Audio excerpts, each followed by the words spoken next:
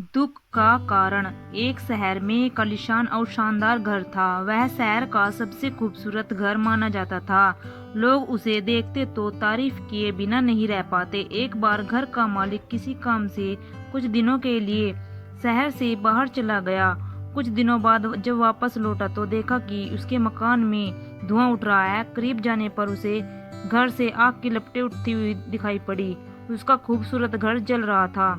वहां तमाशबीनों की भीड़ जमा थी जो उस घर के जलने का तमाशा देख रही थी। अपनी खूबसूरत घर को अपनी ही आंखों के सामने जलता हुआ देख वह व्यक्ति चिंता में पड़ गया।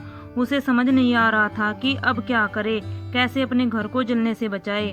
वह लोगों से मदद की गुहार लगाने लगा कि मैं किसी भी तरह उसके घर को जलने से बचा ले।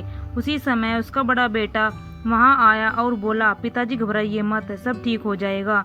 इस बात पर कुछ नाराज होता हुआ पिता बोला, कैसे ना घबराऊं, मेरा इतना खूबसूरत घर जल रहा है, पिताजी माफ कीजिएगा। एक बात मैं आपको अब तक बता नहीं पाया था। कुछ दिनों पहले मुझे इस घर के लिए एक बहुत बढ़िया खरीदार मिला था। उसने मेरे सामने मकान की कीमत की 3 गुनी रकम का प्रस्ताव रखा। सौदा इतना अच्छा था कि मैं इनकार नहीं कर पाया और मैंने आपको बिना बताए सौदा तय कर लिया। ये सुनकर पिताजी की जान में जान आई। उसने राहत की सांस ली और आराम से यूं खड़ा हो गया जैसे सब कुछ ठीक हो गया हो। अब वह भी अन्य लोगों की तरह तमाशबीन बनकर उस घर को जलते हुए देखने लगा। तभी उसका दूसरा बेटा और बोला, पिताजी हमारा घर जल रहा है और आप है कि बड़े आराम से यहाँ खड़े होकर इसे जलता हुआ देख रहे हैं, आप कुछ करते क्यों नहीं? बेटा चिंता की बात नहीं है, तुम्हारे बड़े भाई ने ये घर बहुत अच्छे दाम पर बेच दिया है। अब ये हमारा नहीं रहा, इसलिए अब कोई फर्क नहीं पड़ता। पिता बोला, पिताजी भैया ने सौदा तो कर दिया था लेकिन अब तक सौदा पक्का नहीं हुआ है, अभी हमें पैसे भी नहीं मिले हैं। अब बताइए इस जलते हुए घर के लिए कौन पैसे देगा? यह सुनकर पिता फिर से चिंतित हो गया और सोचने लगा कि कैसे आग की लपटों पर काबू पाया जाए। वह फिर से पास खड़े लोगों से मदद की गुहार लगाने लगा। तभी उसका तीसरा बेटा आया और बोला, पिताजी घबराने की सच में कोई बात नहीं है, मैं अभी उस आदमी से मिलकर आ रहा हूँ जिससे बड़े भाई ने मकान का सौदा किया था।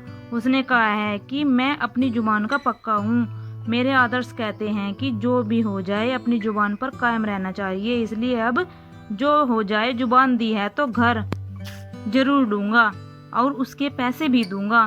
पिता फिर से चिंता मुक्त हो गया और घर को जलते हुए देखने लगा। इससे हमें यह सीख मिलती है मित्रों, एक ही परिस्थिति में व्यक्ति का व्यवहार भिन्न भिन्न हो सकता है और यह व्यवहार उसकी सोच के कारण होता है। असल में जब हम किसी चीज से जुट जाते हैं तो उसके छिन जाने पर या दूर जाने पर हमें दुख होता है, लेकिन यदि हम किसी चीज को खुद से अलग कर देखते हैं तो एक सी आजादी महसूस करते हैं और दुख हमें छूता तक नहीं। इसलिए दुखी होना और ना होना पूर्णतः हमारी सोच और मानसिकता पर निर्भर करता है। सोच पर नियंत्रण रखकर या उसे सही दिशा देकर हम बहुत से दुखों और परेशानियों से न सिर्फ बच सकते हैं बल्कि जीवन में नई ऊंचाइयां भी प्राप्त कर सकते हैं। सो थैंक्स दोस्तों, ऐसी वीडियो देखने के लिए हमारे चैनल को सब्सक्राइब कर ले और लाइक शेयर करना मत भूलिएगा। मिलते हैं नेक्स्ट वीडियो में।